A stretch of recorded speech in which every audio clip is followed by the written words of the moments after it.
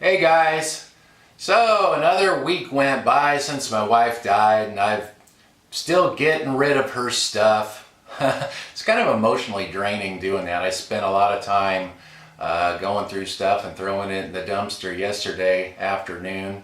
I keep thinking that I got most of it and then I find more. Yesterday it was stuff hanging in the patio, hanging in front of the house, boxes of stuff in the garage, just and there was a sign we had, kind of a wooden sign, kind of like that one, that we had made at the fair. It said the Coopers established in 2007, which was the year we got married. It was hanging over the front door, so I've been walking past that every day wondering what I'm going to do with that. I finally just pulled it down and threw it away.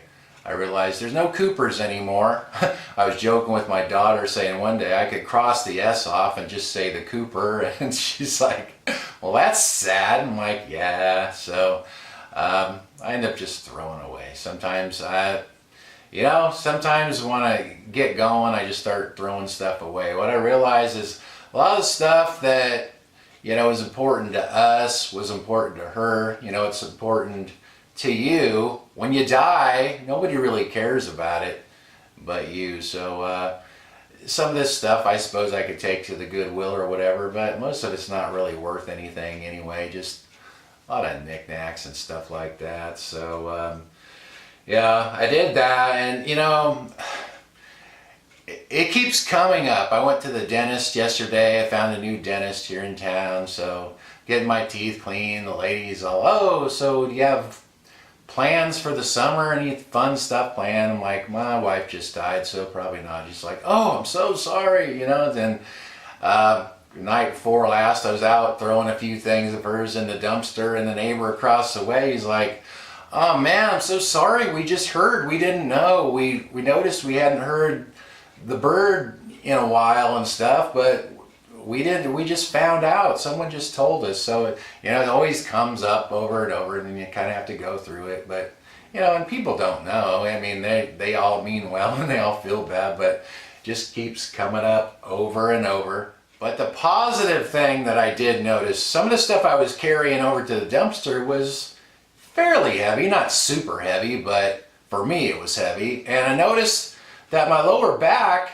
seems to be feeling pretty good. Probably the best that it's been in years and years. I had that double spinal fusion surgery 11 months ago, and it really wasn't supposed to, carry much or, do much for, a while. And actually I go see the doctor next month.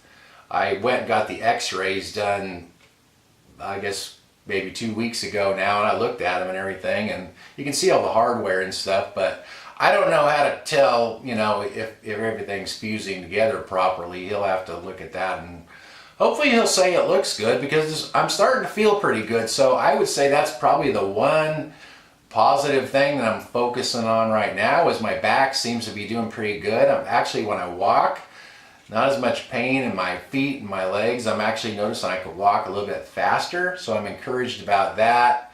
So I'm going to start focusing on that more and trying to do a little bit more therapy towards my back. So that's it for this week. Thanks for watching, and I'll talk to you guys next time. And you just won't put it behind you, but you sit and you dwell on the past. Well, can't you see you can't see tomorrow, as long as you're